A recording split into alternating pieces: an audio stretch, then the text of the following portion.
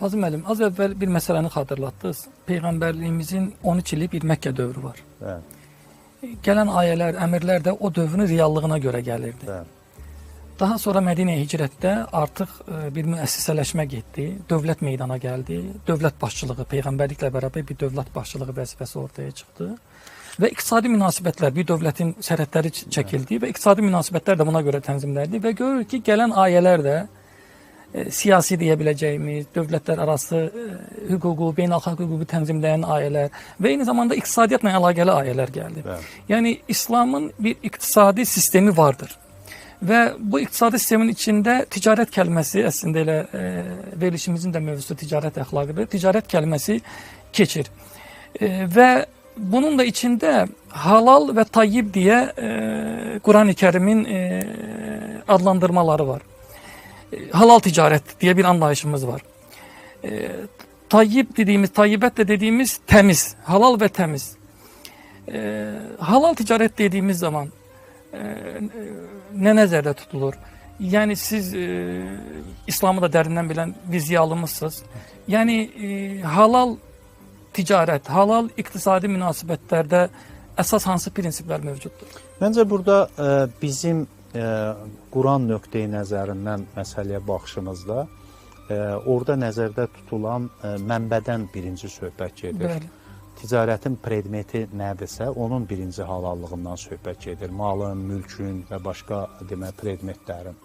İkinci, münasibətlərin halallığından söhbət gedir. Yəni, münasibətlərdə aldatmama və doğru təyinatı müəyyən etmə. Bu, əslində, Roma hüququnda da Tərəzini qeyd edirəm, tərəzi məsələsi eyni prinsiplər Roma hüququnda da axtarsaz, hamısında olduğu kimi orada da var. Yəni, Roma hüququ da elə xüsusi hüquq deyəndə əslində iqtisadi münasibətləri nəzərdə tutan bir hüquq sistemidir. Və orada da mülkiyyət məsələlərinə baxış eynidir. Amma İslamda bunun müəyyən dərəcədə zəkatla və deyək ki, cəmiyyətin tənzimlənməsi üçün zənginlərin, yoxsulların halını düşünərək, onların böyük bir sıxıntı içində qalmaması üçün, nizamın qurulması üçün öz mülkündən, öz malından yoxsullara müəyyən deyək ki, imkanlar yaratması nəzərdə tutulur. Bu, Roma hüququnda bu model yoxdur. Yəni, bu, İslamın spesifik bir modelidir. Və hətta ibadətdir bu. Yəni, bu, həm də ibadət tələbidir. İslamın əsaslarından biridir. Əsaslarından biridir və bunu etməsən, bu, demək, sənin ərsində inancın belə şübhə altına düşə bilir.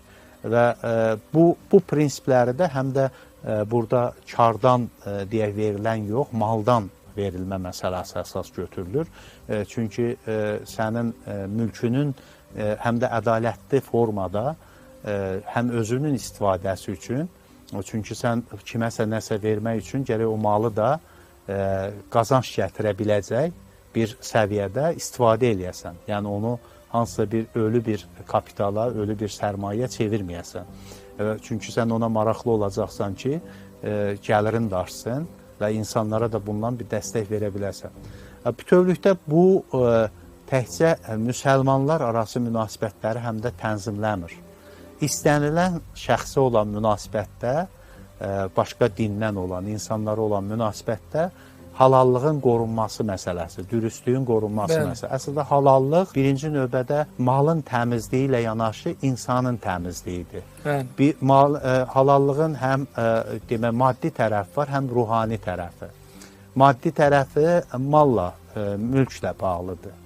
Ruhani tərəfi insanla bağlıdır. Yəni, insan artıq onu hansısa bir şəkildə başqa bir insana hesabat verib, ona göstərmək üçün bunu eləmir. Allaha verdiyi hesabat kimi buna baxır. Çünki başqa bir insanı aldatman açıqlanmaya bilər, görünməyə bilər. Amma Allaha verdiyin hesabat sənin öz daxilində özünün bildiyin və görünən bir hesabatdır. Sən bunu artıq qəbul eləməlisən ki, burada artıq bunun hansısa bir o biri dünyada, axirətdə bunun səndən hesabı sorulacaq. Sən buna indekslənirsən. Şuurun da buna doğru yönəlir.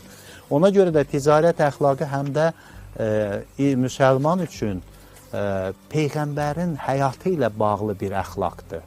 Yəni ki, hələ vəhy gəlməmiş, Peyğəmbərlik verilməmiş, bu məhz ticarət üzərindən Peyğəmbər sallallahu əleyhi və səlləmin demək şəxsiyyəti qəbul olunan bir şəxsiyyətə çevrilibdir. Yəni Məhəmmədül Əmin ifadəsi məhz hələ müsəlmançılıq deyək ki, İslam açıqlanmadan Məkkə toplumunda məhz onun ticari dürüstlüyü və davranışı bunu formalaşdırıb. O adlatanlar da Muhammedul Emin deyirlər. Bəli, etibarlı, güvenilir. Və buna bütün hər kəs əmanətini ona verib saxladırdısa və o dövrdə də əslində o Həzrət Xədicənin meneceri rolunu oynayırdı. Onun malını aparırdı, onun qeydiyyatını aparırdı və özünün o karvanda hara nəsə malı aparanda, demək satışa aparanda